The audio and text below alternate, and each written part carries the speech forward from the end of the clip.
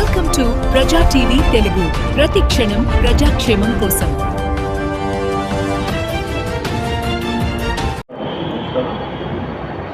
రాష్ట్రంలో కూటమి ప్రభుత్వం ఏర్పడిన తర్వాత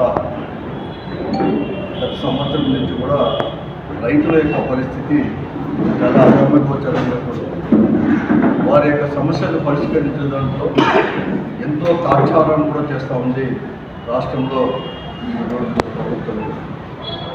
అలాగే రైతులను గాలికి వదిలేసిన పరిస్థితి కూడా ఈరోజు.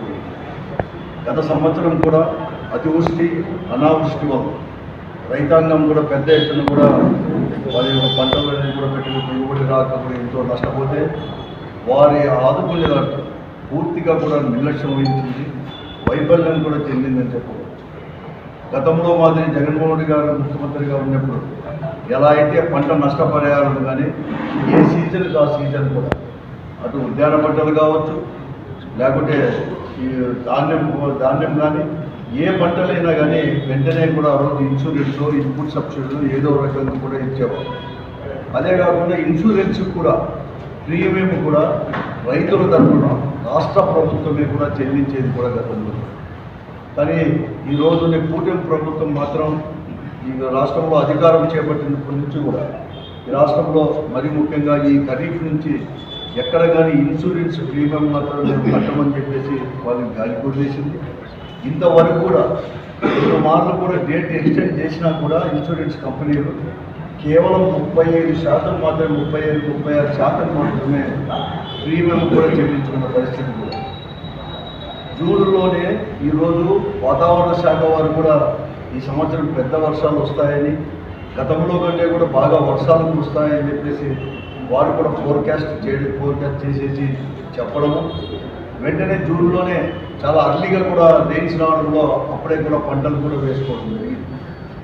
తర్వాత జూన్ మొదటి వారం తర్వాత ఆగస్టు వరకు అంటే జూలై ఆఖరి వరకు దాదాపుగా 57-58 రోజులు వర్షం జాడలే లేకపోతే వేసిన పంటలు కూడా ఈరోజు దెబ్బతినడం కూడా జరిగింది. మరి ముఖ్యంగా రాష్ట్రంలో మరియు అనంతపురం జిల్లాలో దాదాపు 8.5 లక్షల ఎకరాలు సాగు అనేది కూడా మనకి భూమి కూడా ఉంది.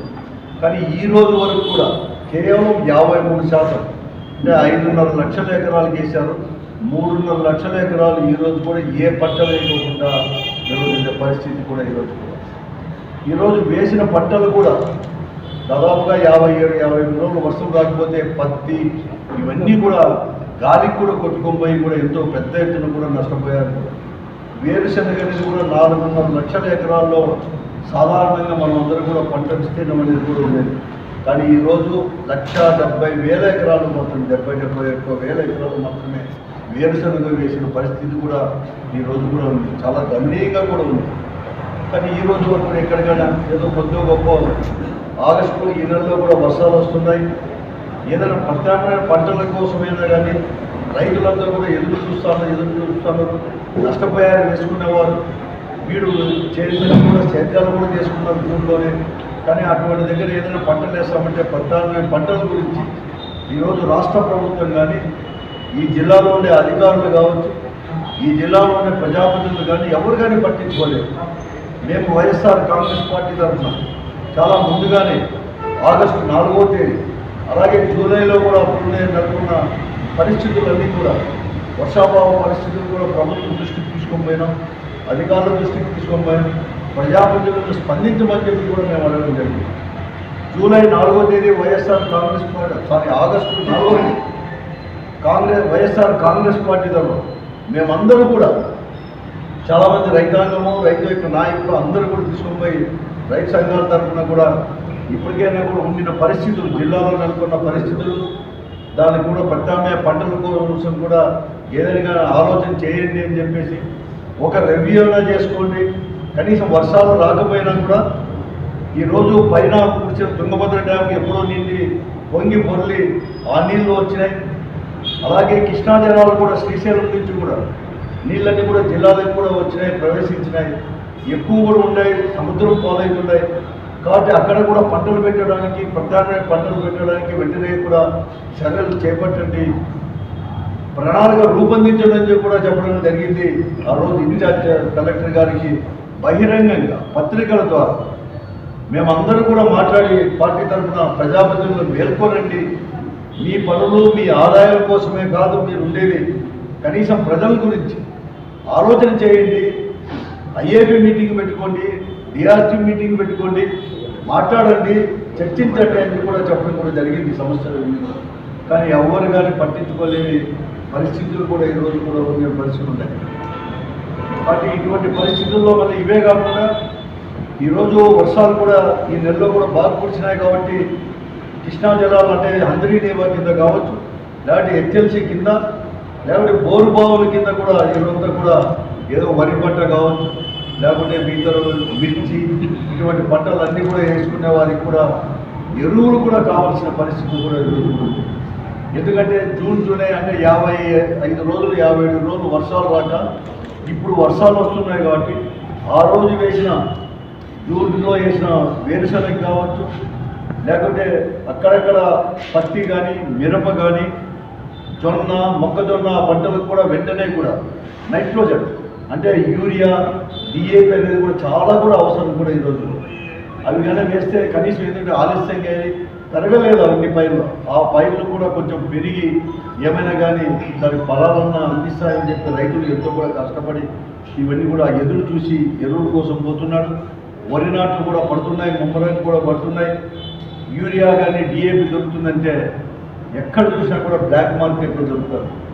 యూరియా లేదని నేను చెప్పడం లేదు, డిఏపి దొరకడం లేదని చెప్పలేదు, కానీ ఎంఆర్పి ధర 2,266.50 అమ్మాల్సిన యూరియా బస్తా ధర ఈ పొద్దు 350-400 రూపాయలకు బ్లాక్ మార్కెట్లో మాత్రమే రైతులకు దొరుకుతూ ఉంది. అలాగే డిఏపి కూడా అంతే, 1,300-1,350 రూపాయలకు దొరకాల్సిన బస్తా 1,550-1,600 రూపాయలకు కూడా ఇచ్చే పరిస్థితి కూడా లేదు.